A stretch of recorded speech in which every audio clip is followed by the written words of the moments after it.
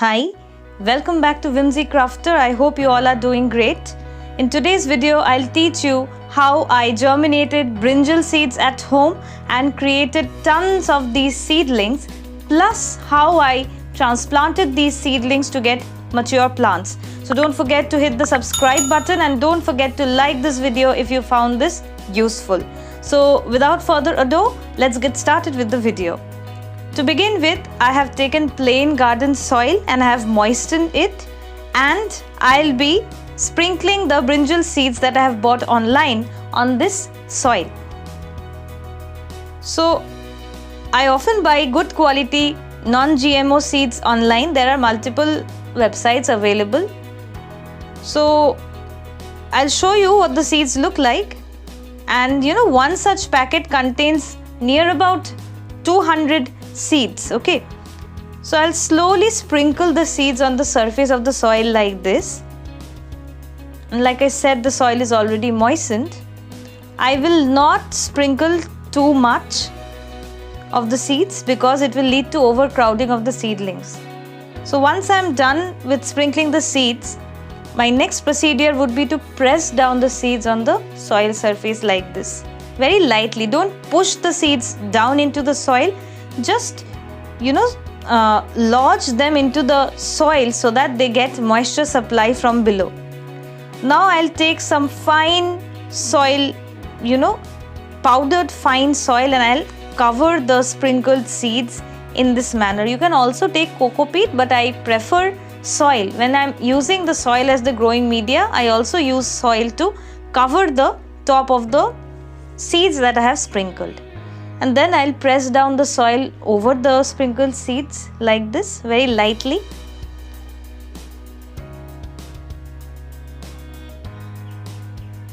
This ensures that the seeds get enough support to grow into robust seedlings. Alright, I'm done with this procedure. The next procedure is to moisten this top layer of soil as well.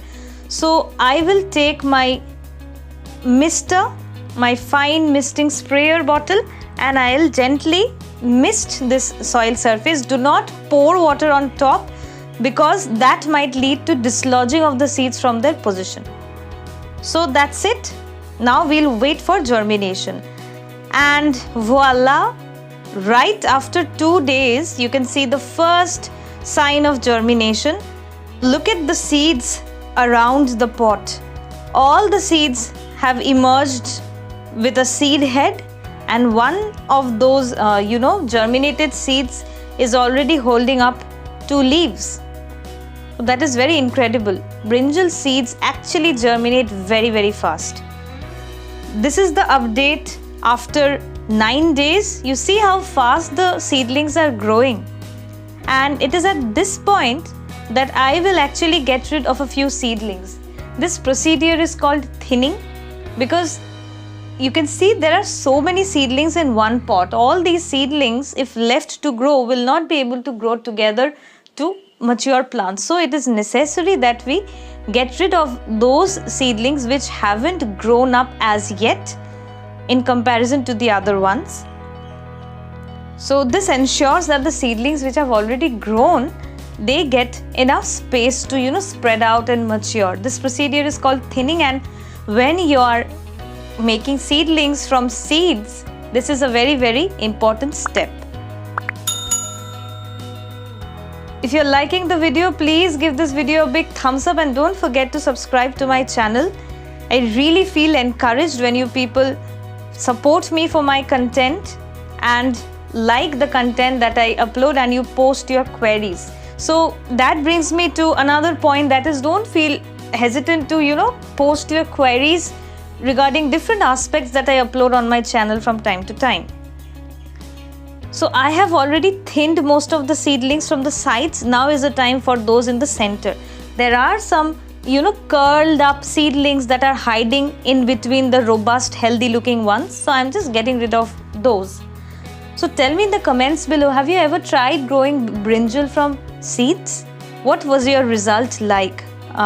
What have you learned from those experiences?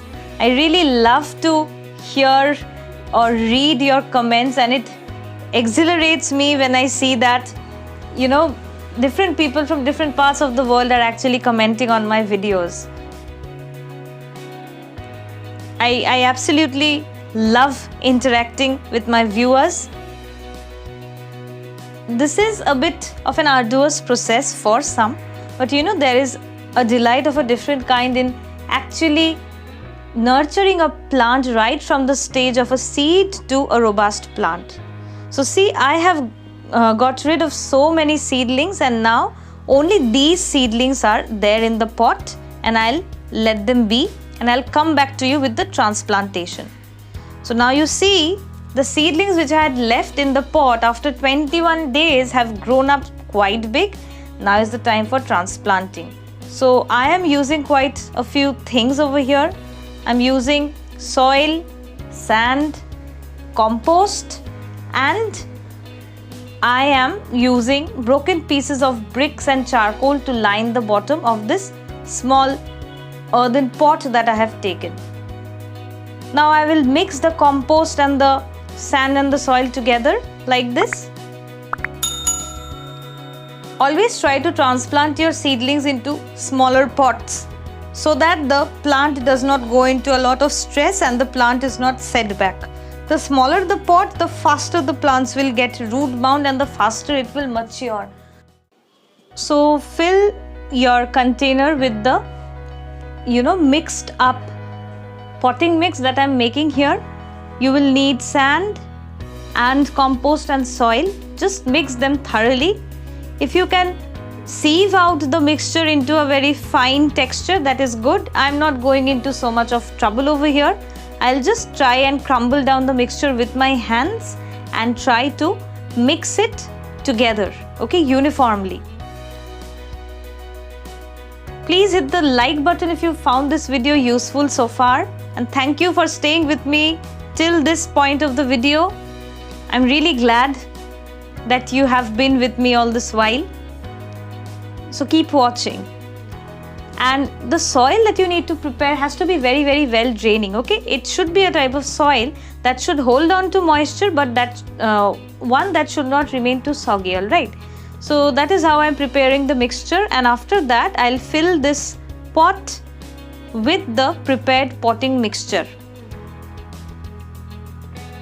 I'll fill the pot halfway through like this, and once I'm done, what I'll do is I'll slowly take out a healthy seedling from this pot of growing seedlings, okay, anyone. I'm using a fork here just to give you the idea that you don't need fancy tools to continue with your hobby of gardening. I got a fork handy, I just brought it out. I couldn't find my spade, so I'll just simply remove this brinjal seedling from the pot where it had been growing all this while. And you see, the roots have grown quite well. And now what I'll do is I'll place this brinjal seedling right in the center of this pot. Okay, centering is important to allow equal space on all sides for the roots to grow. So I will slowly cover the space around the plant with the potting mix that I prepared. Hold the plant with one hand and spread the potting mix on all the sides like this. It is a very easy procedure. It is not going to take a lot of time, and this is how it is done. It's a very simple process. See that you leave about ½ an inch of space from the rim of the pot so that the water does not dislodge the soil around the plant when you water this plant. I have actually put a lot of extra potting soil in this pot, but I have done so because when I'll water, the soil will settle down a bit. That is why. So I'll add all the soil that I have prepared over here into this pot like this, and after that I'll give it a gentle tap to get rid of the air pockets that might have formed inside. Okay, this is very, very crucial. And lightly tap the potting media around the plant to make it stable. The next portion is watering. You see, for watering I have taken a shallow tray and I have placed the pot on the tray, and now I am filling the tray with water. Because this pot has a hole at the bottom, the water will be absorbed through this hole by a process called wicking. After 15-20 minutes of keeping the pot on this tray, you see all the required amount of moisture has been absorbed by the pot. This ensures that you do not kill your seedlings due to overwatering. Thank you so much for watching this video. Check out the updates of this plant after a month. You see it has grown so big. Look at the size in comparison to my hand. So thank you so much for watching. Take care.